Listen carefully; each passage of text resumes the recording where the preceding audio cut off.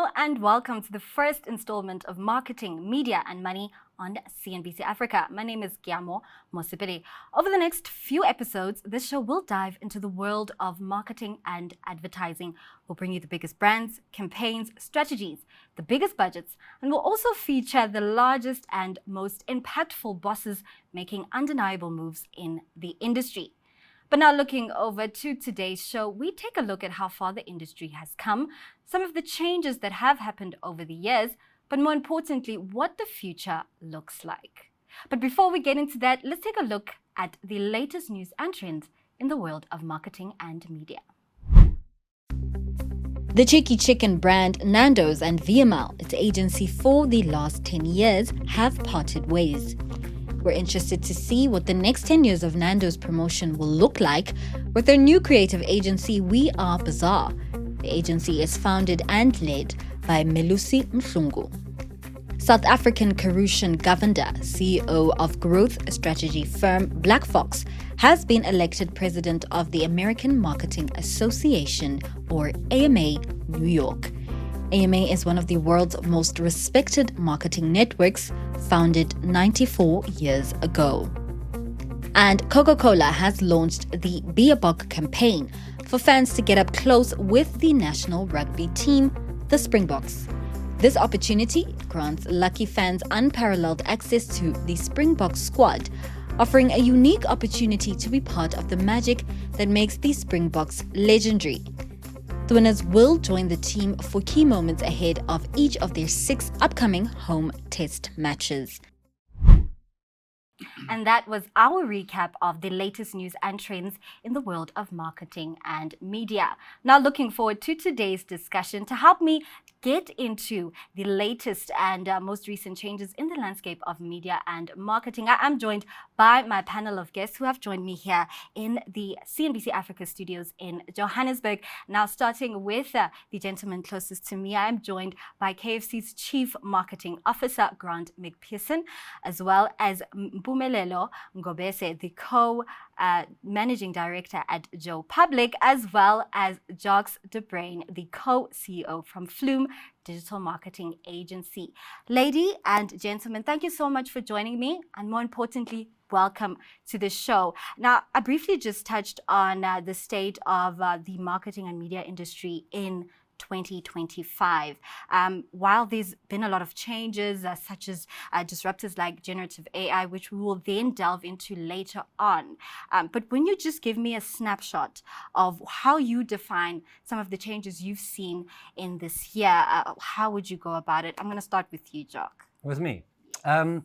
Yeah, some of the changes definitely include AI and the generative piece on how we use that, especially in the creative space and the production space as marketing agencies, but also the changes in what clients require from agencies is changing as well. We're hearing a lot of, it's like your digitally led through the line agency requirements, as opposed to we're looking for an agency that can do just X, Y, and Z for us. We're looking for a full service.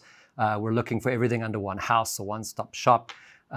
So even though requirements may point to things like AI as tools, it's also how do we show up in the industry that's changing as well. Mm-hmm.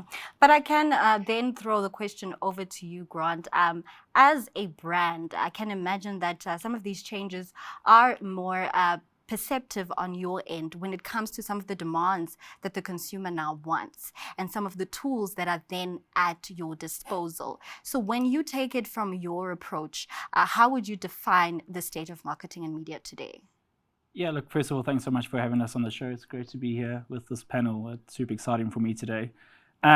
Look, I think the industry has always been in change, right? So it's part of our job to remain up to date with trends, whether that be through tech or what's happening with consumers. So that is part of the marketing and advertising industry. So it's something that we're used to. I think to answer your question specifically, what's been happening around the industry over the last few years, there's no doubt AI is a big point of conversation. But that's, again, not anything new. You know, we've had the digital revolution, we've had social media. Actually, something that was incredible to hear the other day was that Meta's actually been around for 21 years, right? And we talk about social media, digital, but it's actually been a really, really long time.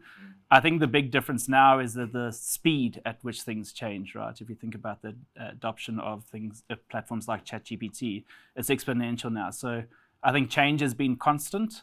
It's just the speed of how things are changing that is probably more profound today than it was perhaps 5 years ago.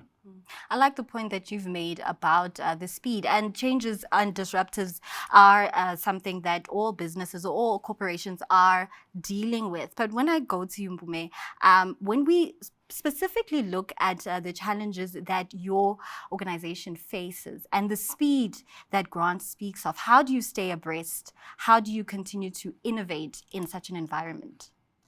It's very key to keep abreast of the trends that are happening in the world and in the industry, so that our role as advertising agencies, we place our clients in culture. Our clients have got to matter in culture. They've got to be in the cultural conversations. So our role really is to make sure that we deliver that value for our clients, because advertising is business. And therefore, that is the value that we need to deliver for our clients in this ever-changing world.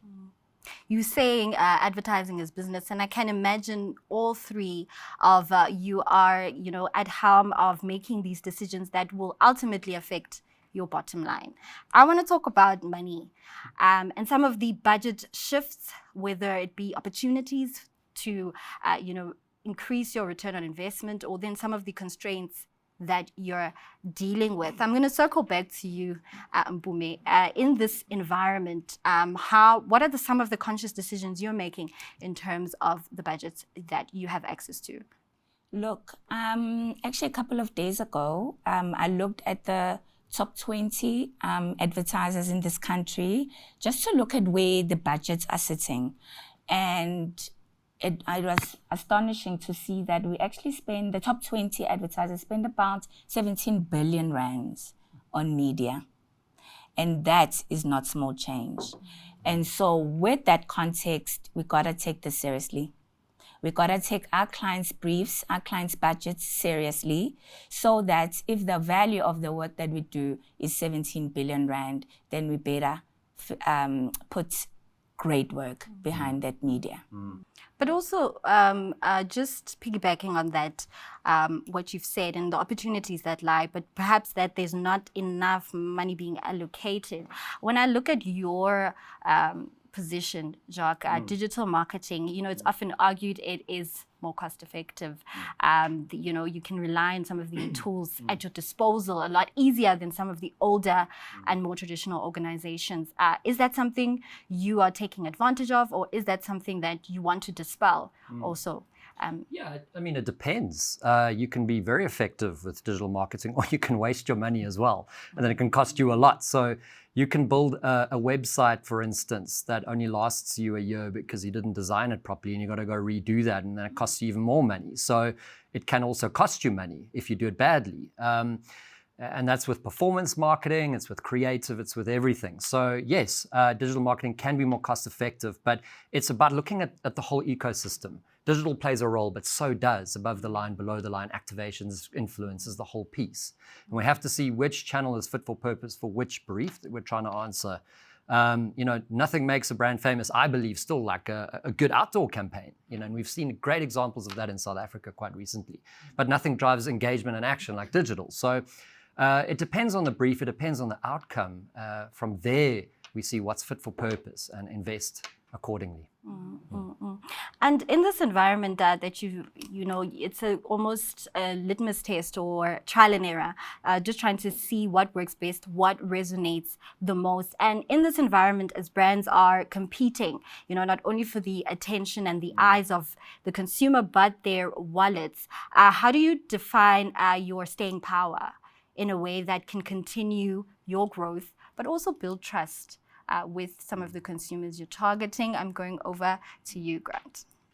So look, I think, again, it comes down to a few things. I'm very fortunate to work for and represent an amazing brand, KFC. We've been in the continent for 54 years, so we have a long legacy of trust with our consumers. So we have a huge advantage there.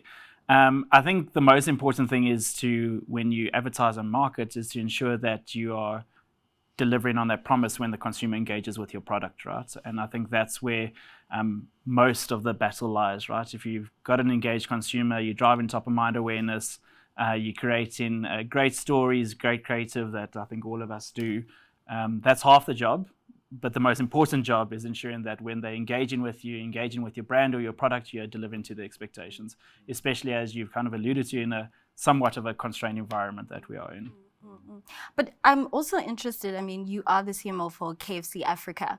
And when we look at the brand KFC, specific to my country, South Africa, I almost have an idea in my mind on what I can expect, but you would then have to apply that in different contexts across the African continent. Just walk us through what that looks like. Yeah, so I mean, again, a big part of our job as marketers is to ensure that we are top of mind and salient, right? That we are driving awareness with our consumers. And to do that, you have a brand like KFC that is very distinctive, right? We have many distinctive assets that we can rely on. But those distinctive assets count for nothing if you aren't relevant to the consumer or culture. When we spoke about how important it is to be relevant in culture, it's culture and consumer. So how we do that is we do invest a lot of money into market research, spending time with the consumer, finding out what's happening in their lives, what's happening in the culture context, and you tap into that so you remain relevant. And I believe brands that remain distinctive and relevant will continue to grow and flourish as KFC is across the African continent. And, as I was taking a deep dive in some of, the reports and the research that comes out, there is a demand for more personalized content or deals, and the consumer voice is continuing to grow, which I'm sure is something that is you're well aware of. And when I really zero in on your position, I feel you have the easiest, or you have the most access to some of the shifts that consumers may be contending with. So how do you, still touching on what you've mentioned about culture, how do you then consistently better connect with your evolving target audience?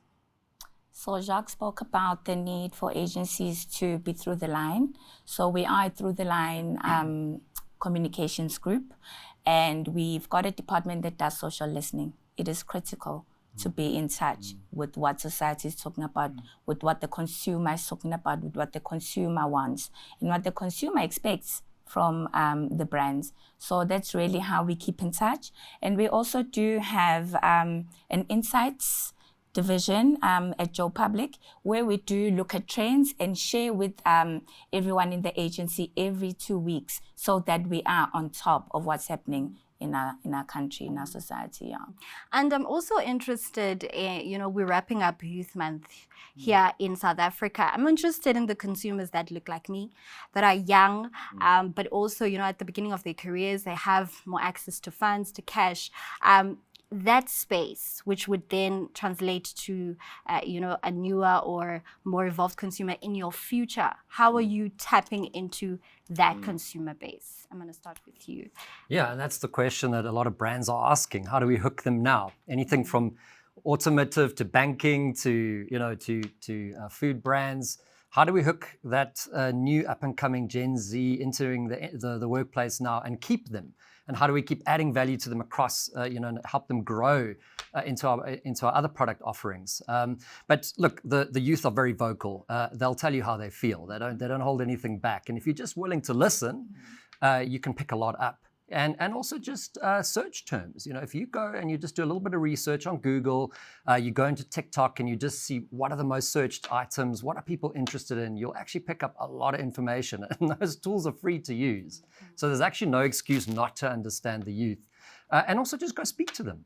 There's nothing like good old, on your feet market research, sitting down and actually speaking to the youth to find out what matters most. So in this mixed bag of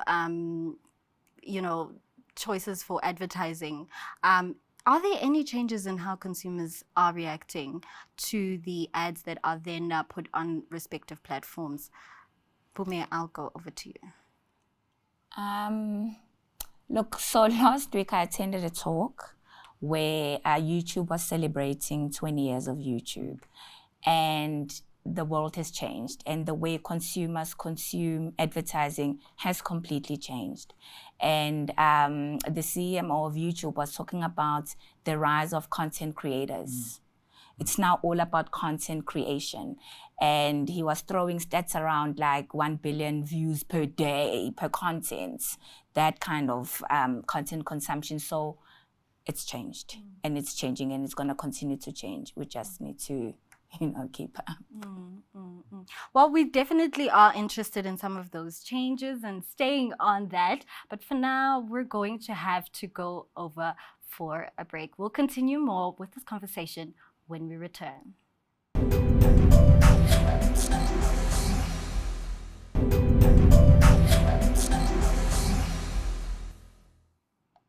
If you've just tuned in, we are discussing the landscape of marketing and the advertising industry. I'm still joined by KFC's Chief Marketing Officer, Grant McPherson.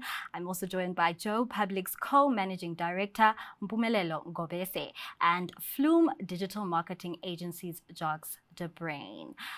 Just continuing on the conversation that we've had, if I circle back from the beginning, I had spoken about the disruptors, particularly AI. Now, as we know, or according to research rather, it has been shown that brands that are taking advantage of new technology and are using it in their marketing strategies are staying ahead. This is according to Deloitte.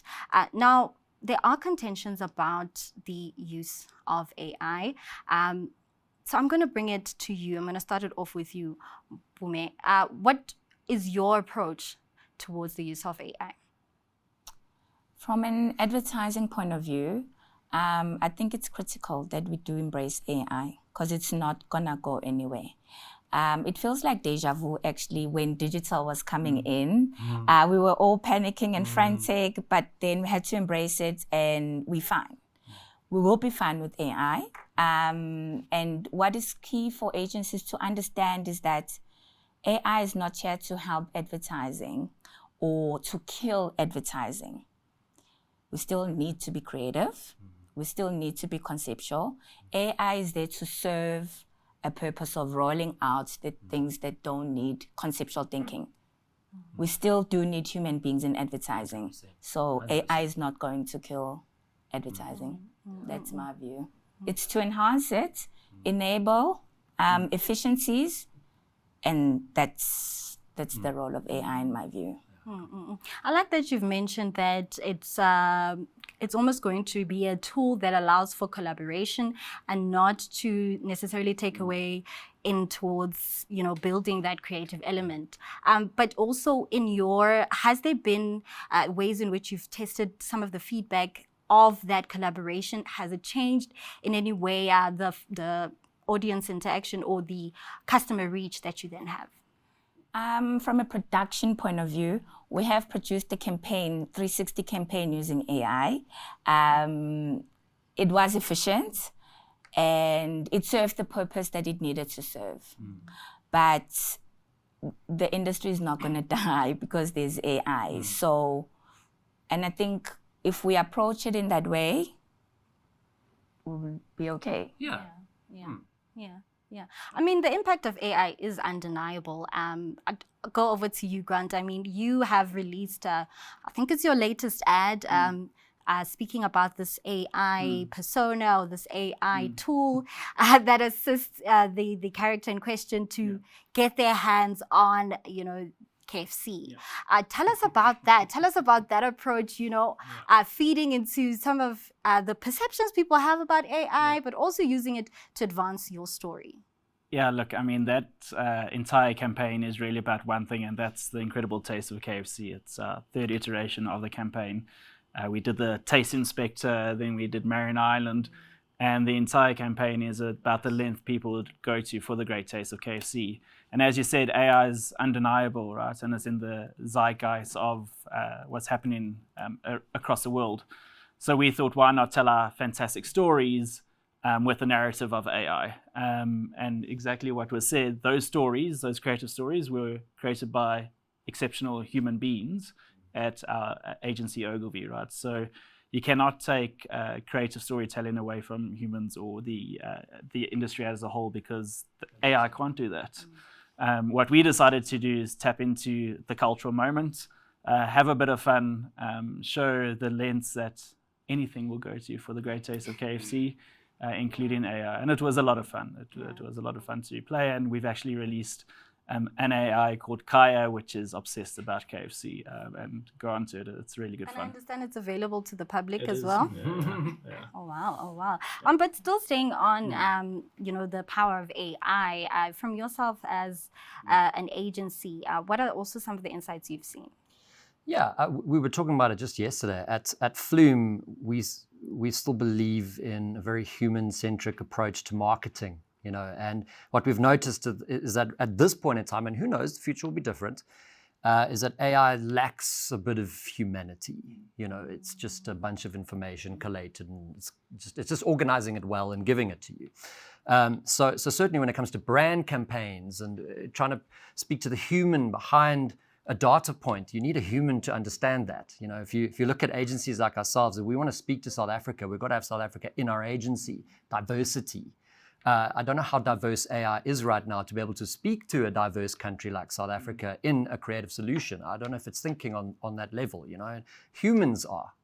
And so I love what you said. It's about efficiency. If we need to roll out 150 resized banners, let AI do that, sure. But the creative thinking, the underlying brand campaign or creativity, still, I believe, humans trump AI. So yeah, efficiency, absolutely. We're seeing great strides in things like personas.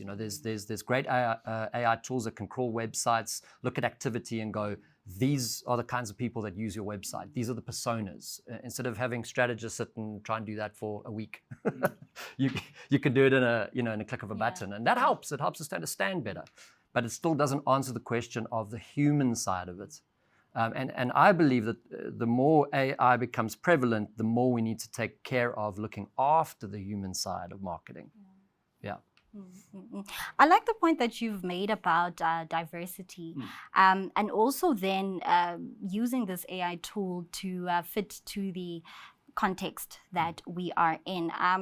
But I actually really want to, focus particularly as a forward-looking statement. We want to see, I don't think 10 years from now we would have thought generative AI would hold such a position and have so much influence, but here we are. Now, taking into consideration, like you said, efficiency, it then allows your business to operate a lot faster, and then, growth is then the next avenue. But in your position, or in your opinion, what is then a shift you are anticipating in the future that will take up space in the media marketing industry? It's a good question, and it's often difficult to fully predict these things or accurately. But I think that we're seeing that we're able to do a lot of work much faster and more accurately. So I think just the demand for more production will probably come to the fore in the years to come. Consumers are not able to switch off. So it's going to be a fight for attention and brands to get the attention, like you mentioned, Grant, earlier. It's not just about, you're not competing against other brands, you're competing against music artists and short films and YouTube shorts and all these kinds of things. So it's about the fact that things are going to become even more cluttered, and how do we break through that? And then also gamification. We forget the power of gaming and how gaming has rised, not just in the young audience, but through a whole category of ages. So I think that the future looks a little bit more cluttered, and those who are able to hold attention are the ones that are going to win. But I don't know exactly how they're going to do that yet. And Mpuma, do you also hold the same view? From your position as an award-winning agency, I forgot to congratulate you on your Cannes Lion win. But from your position, do you hold the same position that Jocks has, that it's going to be a fight for attention, and now more than ever, your defining characteristic needs to come out to the fore? Completely. And the only winning formula is through creativity. It is through creativity. Otherwise, you will be in the sea of wallpaper, in this clutter, wasting money, declining, and as agencies not adding value. So it is critical more than ever that we actually all focus and deliver on creativity, because that is actually our USP in the industry. Well, what I appreciate about the conversation is each of you have given your insight across the value chain and from different entry points about the industry. And I can certainly hope that we've covered all that needs to be covered, but I don't think we have enough time to truly explore some of the changes. And I guess that's what you will have to do in your day job every day. But unfortunately, that's where we have to wrap up this episode of Marketing, Media and Money. I'd like to thank my guests who have joined me here in studio. That was Grant McPherson, the Chief Marketing Officer at KFC, Mpumelelo Ngobese, the Co-Managing Director at Joe Public, and the Co-CEO of Flume Digital Marketing Agency, Jocks the Brain. In future episodes, we will discuss culture representation, the business of social media marketing in the marketing and advertising industry, alongside other big and important discussions. But from me, Gama Mosipile, and the rest of the CNBC Africa team, it's goodbye for now.